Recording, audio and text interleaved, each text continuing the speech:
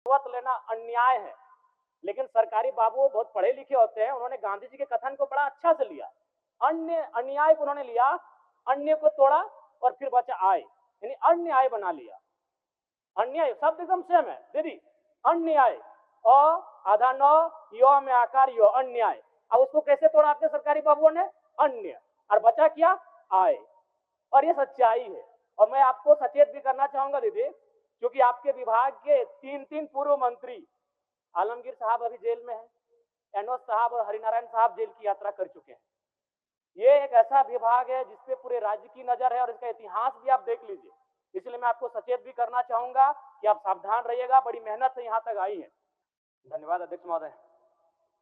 आज ग्रामीण विकास, ग्रामीण कार्य और पंचायती राज के बजट पर चर्चा है। भारत जैसे देशों में जहां अधिकांश आबादी, झारखंड में भी लगभग 75% आबादी गांवों में रहती है, लेकिन यदि हम गांव और शहर का तुलनात्मक अध्ययन करें तो ग्रामीण क्षेत्रों में मासिक प्रति व्यक्ति खर्च लगभग 2,946 रुपए के आसपास है, जबकि शहरी क्षेत्रों में यह काफी अधिक है, लगभग 5,393 रुपए है, जो ग्रामीण और शहरी जीवन के बीच एक महत्वपूर्ण आर्थिक खाई को दर्शाता है। महोदय, इसमें लगभग दुगने का फर्क है। अतः मैं, चूंकि माननीय मंत्री महोदया काफी कुशल हैं, मैं चाहूंगा कि सबसे पहले गांव और शहर की खाई जो है उसे पाटने का काम करें। और गांव की जो योजनाएं हैं, विशेषकर मनरेगा की योजनाएं, अबू आवास की योजनाएं, इन योजनाओं में आज भी कहीं ना कहीं बिचौलिए बहुत ज्यादा हावी है। जिस कारण क्या है कि ये योजनाएं गांव पे आती है, धरातल पर आती है, इस बात में दो मत नहीं है, लेकिन लाभुक को रिश्वत देकर उन योजनाओं का लाभ लेना पड़ता है। महात्मा गांधी जी का वो कथन याद आया जो कहते थे कि रिश्वत लेना अन्याय है, लेकिन सरकारी बाबू बहुत पढ़े लिखे होते हैं, उन्होंने गांधी जी के कथन को बड़ा अच्छा से लिया। अन्य अन्याय को उन्होंने लिया, अन्य को तोड़ा और फिर बचा आय, यानी अन्याय बना लिया।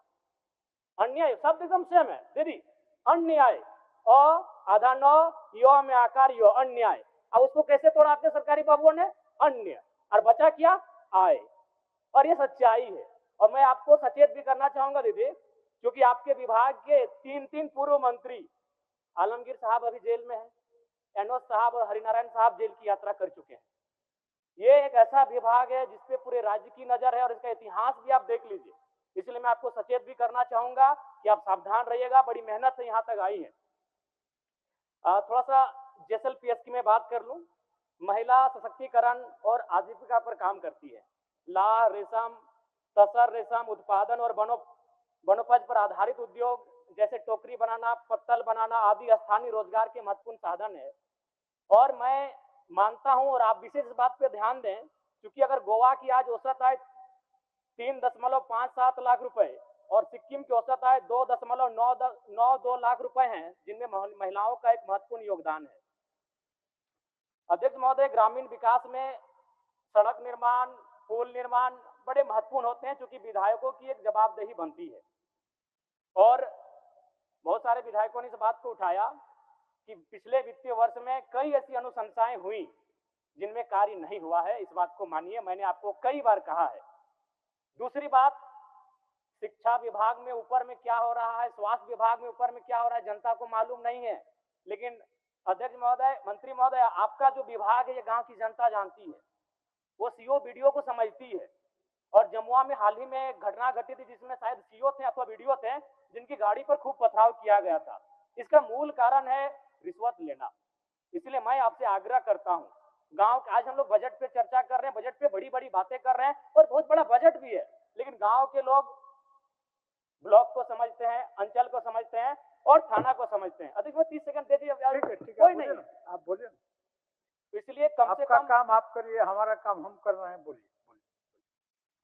इसलिए मैं आपसे आग्रह करूंगा इस पर विशेष ध्यान दिया जाए। और चूंकि जो काम होते हैं, चाहे सड़क निर्माण का कार्य हो, पुल निर्माण का कार्य हो, अगर उसमें जनता का एक फीडबैक रहने दीजिए। अगर जनता ने 70%, 80% जनता ने फीडबैक दिया कि हाँ काम ठीक ठाक हुआ है, तो बढ़िया, उसको इनाम दीजिए।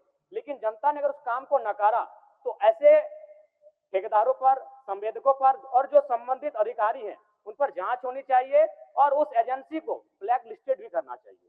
और मैं एक सुझाव देना चाहूंगा, जो योजनाएं, जो शिलापट बनता है उसमें एक क्यूआर कोड लगा दीजिएगा, ताकि स्कैन हो कि वो कितने की राशि है, योजना कितने से कितने वर्ष में कंप्लीट हुई, कब की है, और उस योजनाओं में किनका योगदान है। मैं आपसे आग्रह करूंगा वो QR कोड उसमें लगाने का काम करेंगे। और ज्यादा समय नहीं लेंगे अध्यक्ष महोदय, चूंकि आज आपको भी बहुत जल्दी निकलना है। धन्यवाद आपका। चलिए, माननीय सदस्य धनंजय सोरेन जी।